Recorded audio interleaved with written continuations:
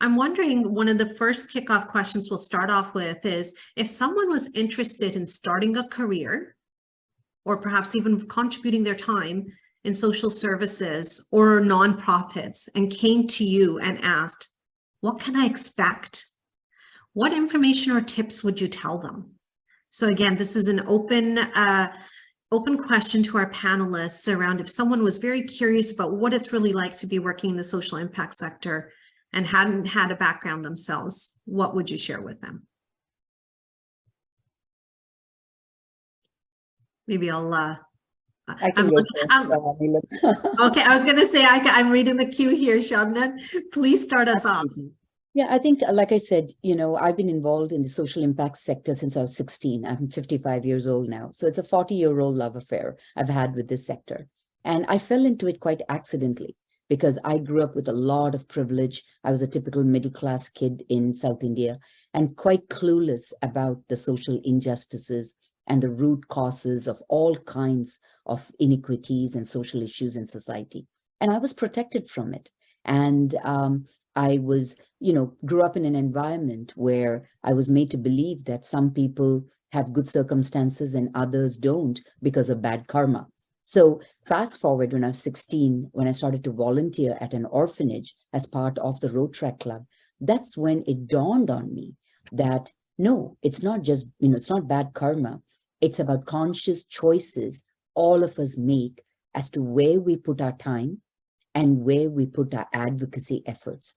So if anyone asks me, I either want to get into it, to have a full-fledged career for the next few decades, or I want to volunteer my time, my responses would be that, one, I feel we have a collective responsibility towards people and the planet. No one person has a greater responsibility, so to speak, to protect, people's rights or the planet for that matter. So we have a collective responsibility. Now, within that context, then, the question is, what can we do?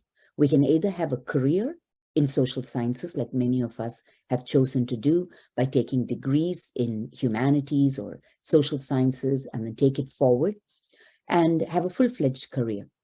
It could be clinical, like becoming a clinical psychologist, or it could be grassroots, where you become a community development specialist or a frontline child protection worker. So there's many, many hundreds of jobs within the social services sector that need people who have a strong empathy towards others and who have a strong understanding of the intersectionality of issues, how politics, economics, religion, sexuality, all of these come together and cause some of the issues that chronically it has persisted over generations, whether it's racial discrimination, whether it's poverty, whether it's homophobia. It has persisted because we've not been successful in understanding the intersectionality. And when we've understood it, we've not had resources to basically do something about it. I want to just start by saying that many people may not want a career in social services, but every single person, child, youth, and an adult, can volunteer and give their time, whether it is helping edit a resume, whether it's going with someone when they go to a police station to make a report, whether it's, mentoring a young person, whether it's taking a senior for a walk, whether it's playing an instrument and helping a person struggling with depression. There is something for each of us to do to make this world a better place. Thanks, Neelam. Wow, that's a mic drop response there, Shabnam. Thank you so very much. You've touched on so many reasons why. And I think that certainly connection is that common thread between us, between all of us that are doing this work, that there's something that's connecting, that's deeply rooted within us to be able to affect some of the change that we've either personally seen ourselves or have undergone or have witnessed growing up, whether you've seen that from the other side of the world through all the journey that has brought you here today. That's wonderful. Thank you. I see Jonathan has unmuted himself. Oh, you caught me, did you? Yeah, I did. Yeah, there you go. I think that's a great, those are great thoughts right there. And Neelam, you've just the way you've linked back to what Savannah shared got me thinking that our sense of life is the sum total of our life experience. And as much as I, for example, fell into this industry, my assumption is that for many with an interest in social services, such a person is likely to predisposed in some way by their core values or interest as determined or as influenced by their life experience.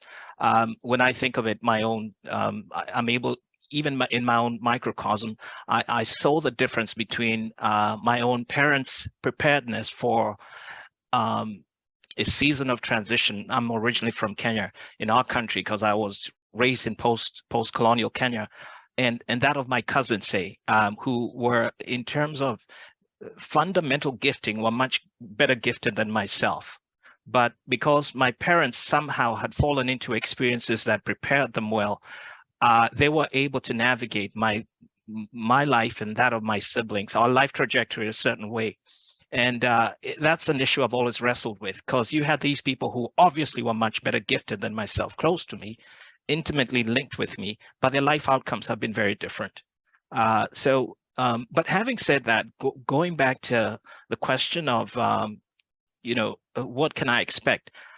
Let me put it this way. This has been my humbling realization. Expect to work much harder than you might have initially thought. Expect to be generally paid less for equivalent work. Anticipate greater latitude, but also broader responsibilities. And if you're inclined to structured hours, you might want to reset your expectations around that. And of course, anticipate the usual ups and downs of the workplace. That's key. When I joined Umoja, we had agreed that we would cap my hours at 25 because I was occupied elsewhere. But in reality, I do at least 4 times that much work. And I've had to reorganize my priorities or find ways to innovate around that, improvise around that, just so that, I could somehow strike a balance in terms of what I thought I'd be doing at this stage and what I'm really committed to at this point in life. So I just thought to put those thoughts out there. Thank you so much, Jonathan. I think you've made some great insights into this answer, and I'm not going to let that nugget go. I'm going to be launching off of that one as well too, because it's certainly a passionate area of mine, especially when it comes to sustainability inside the work that we do. And I think I'm just canvassing the screen and if Trang, it looks like you had unmuted yourself. Go ahead. Yes, thank you. So I just wanted to add a few more points to what Jonathan mentioned. When you want to enter the social services sector, expect a lot of opportunities to learn and grow. You will be trained to do your job, but no one can tell you what you will be seeing in a typical day, right? Every day you see new clients with their unique needs. So you just have to trust your gut feelings, utilize your skills, your knowledge, and do your best to help the client, right? And then you can expect to develop your network of your colleagues, people working in the same field who always willing to give you a hand, sharing their knowledge and understanding with you, helping you grow and do your work. You can expect a very challenging but rewarding career. Right, as Savannah and Jonathan mentioned, it's challenging because we're dealing with people in different situations. Everyone is unique, right, with their backgrounds and their goals and their needs. So it's very important that we understand where they're coming from. We avoid making any assumptions, and we just try to understand and help them the best that we can. And also, very importantly, expect to make an impact with your work. Right? You can see right away the impact of your work when you see a client smile, when you see someone, be able to find a job and sustain themselves. So all those things are very exciting about this sector. Great, thank you, Trang. Tina. Thank you, Jonathan and Trang, for saying the pieces about the expectations. So I'm not going to repeat that and endorse each and every one of what you said.